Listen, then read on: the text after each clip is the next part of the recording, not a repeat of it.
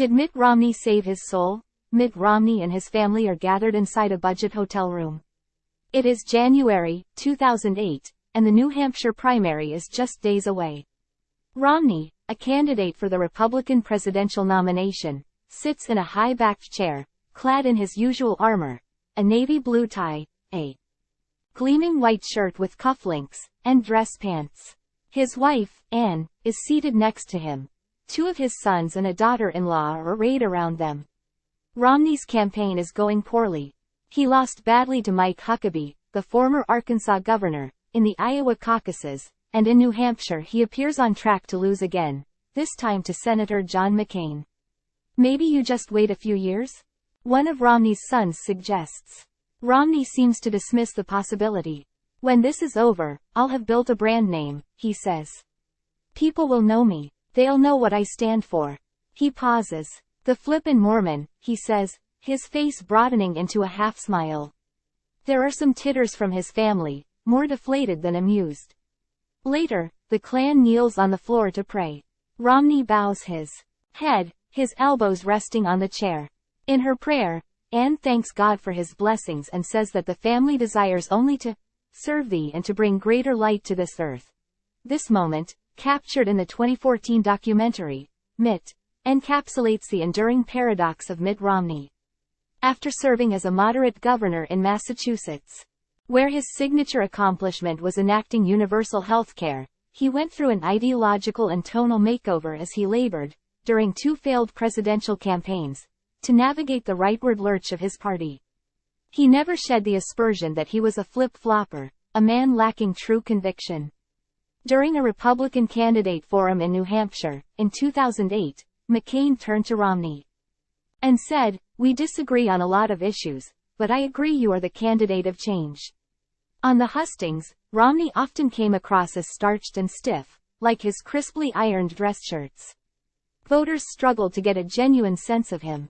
And yet his core has always been evident to those granted entree to his world. It was evident in that New Hampshire hotel room, and it's evident throughout McKay Coppins' instructive new biography, Romney, A Reckoning, in which the politician's Mormon faith emerges as the substrate that nourishes all else in his life. It is no accident that both Coppins and Greg Whiteley, the director of Mitt, are fellow members of the Church of Jesus Christ of Latter-day Saints. Coppins relies on dozens of interviews with Romney, as well as hundreds of pages of personal journals and private correspondence, to narrate Romney's interior journey as his ambitions and principles increasingly come into conflict. The result is a rare feat in modern-day political reporting, an account in which the subject engages in actual introspection.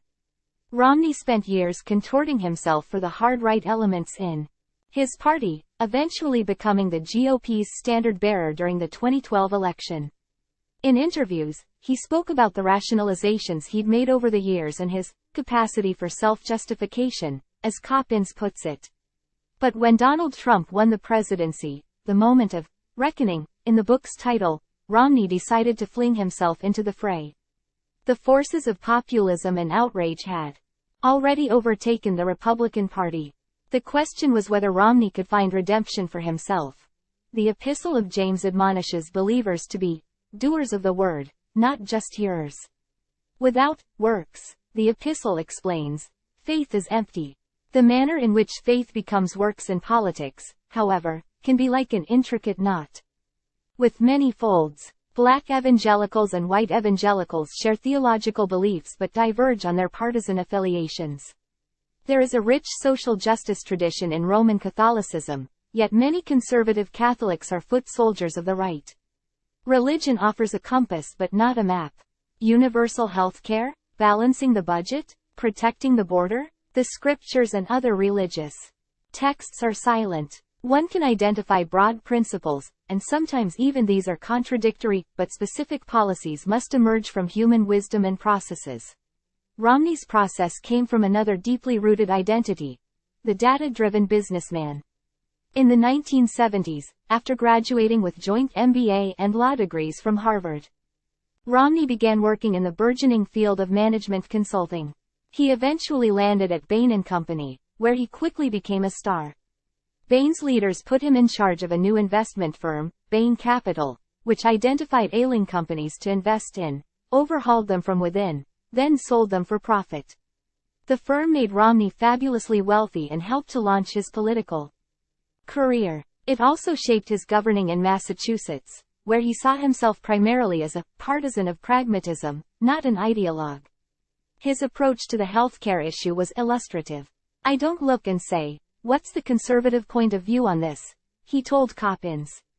"I ax, 'What do I think is the right answer to a particular problem?'" When Romney began considering a run for the presidency, pitching himself to conservative audiences, he had a new set of data points to consider. He remade himself into a crusader on social issues, a lifelong hunter, even though he had gone hunting only twice in his life, and a zealot on illegal immigration. Romney thought little about the authenticity of his new persona. "It was a matter of simple math," Coppins writes. Time equals 400 ms. Greater than. Even as Romney was remaking himself on the stump, his faith remained an abiding presence. Evangelical Christians, a crucial voting bloc in Republican primaries, consider Mormonism to be a heresy. Some of Romney's supporters suggested that he distance himself from his faith. Romney declined. According to Coppins, it was perhaps the only part of his life that he refused to compromise on. He prayed on buses and before debates, read the scriptures daily, and avoided scheduling campaign events on the Sabbath. Romney even arranged for the church's Boston temple to hold a late-night session for him and his family, an unusual accommodation. Romney craved the closeness to God he experienced during those sacred worship ceremonies, Coppins writes. Swapping his presidential candidate costume for the simple white clothing of the temple that night, he felt fully, truly like himself. Perhaps the most stirring moment in Romney's campaign came on December 6, 2007, when Romney decided to address concerns about his faith directly, in a speech at the George H. W. Bush Presidential Library and Museum, in College Station, Texas. "I believe in my Mormon faith and I endeavor to live by it," he said. "Some believe that such a confession of my faith will sink my candidacy. If they are right, so be it. But I think they underestimate the American people. Americans do not respect believers of convenience. Americans tire of those who would jettison their beliefs, even to gain the world." 2 months later, Romney's campaign was over.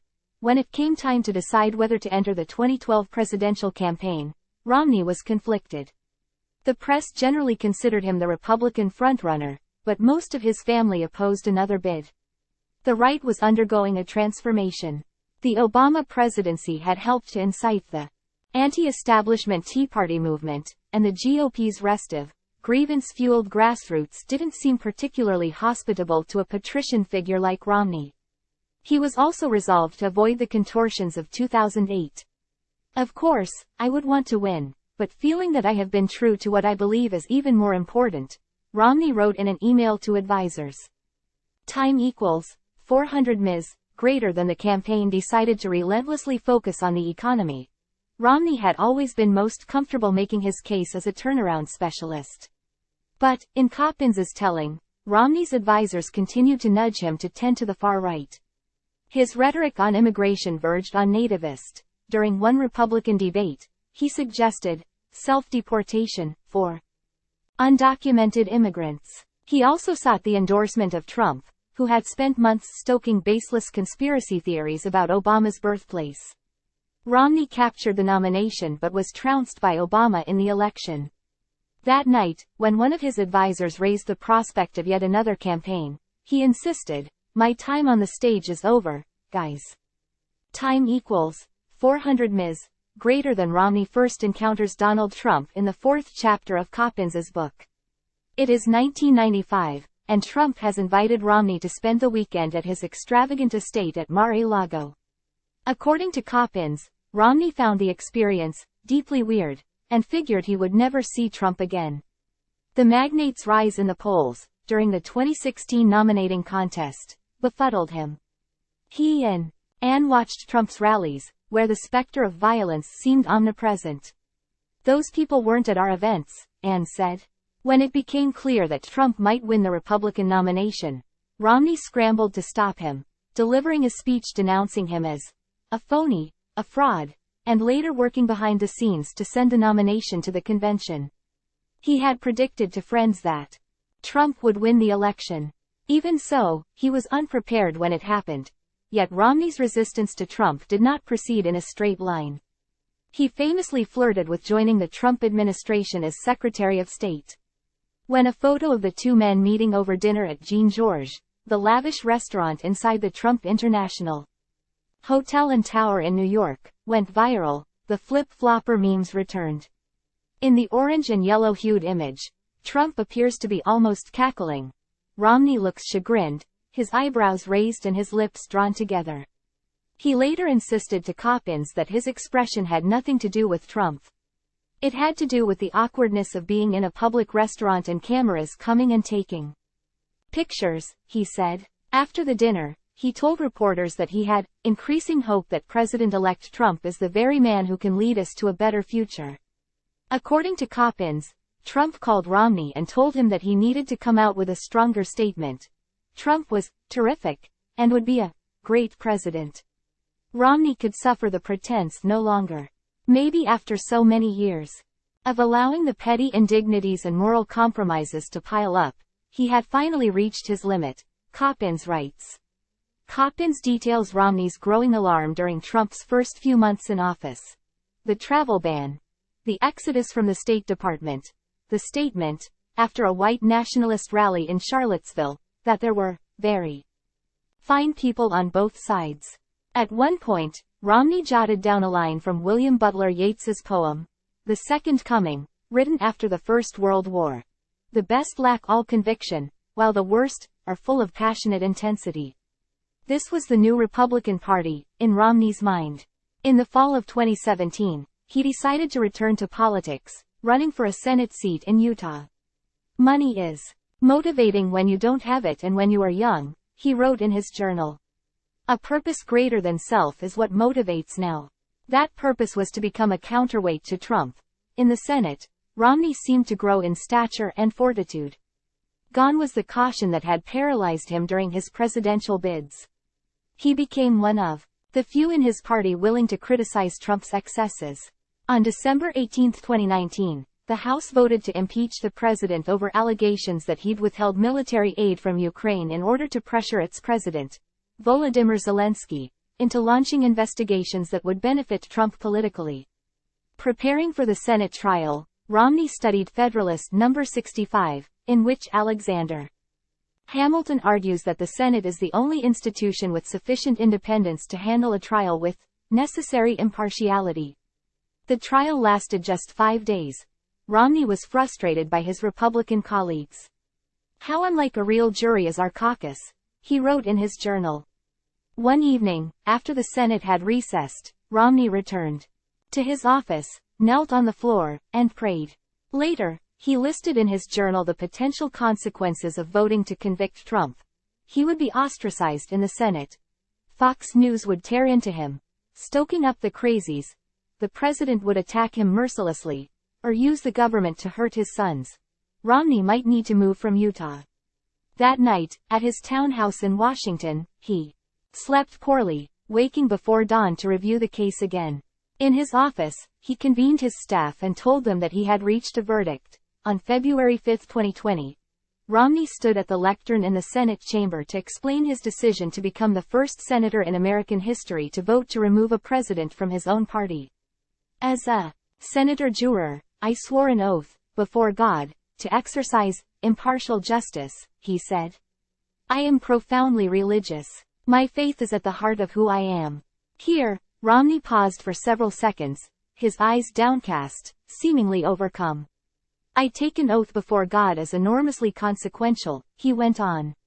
Disregarding that oath for a partisan end, he said, would expose his character to the censure of my own conscience. He acknowledged that many in his party and his state would disagree with the decision.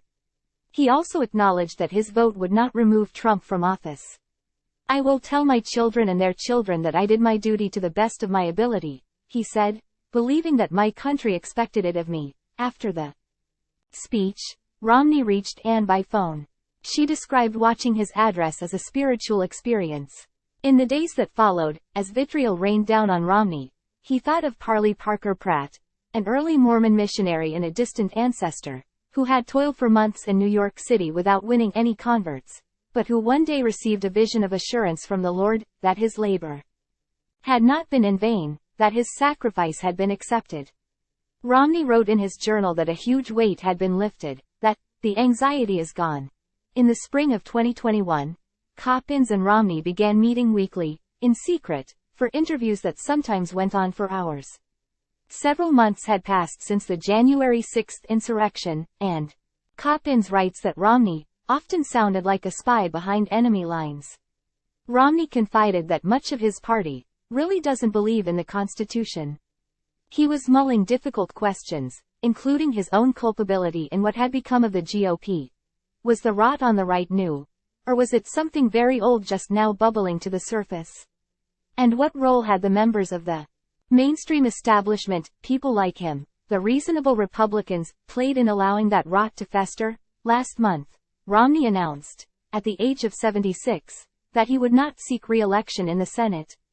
He cited his age in his decision, declaring that it was time for a new generation of leaders. According to Coppins, Romney has had recurring premonitions of his death.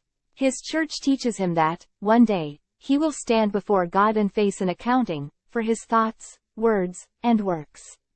He will have to explain his time in politics, the positions he took, the compromises he made, where he chose to stand firm.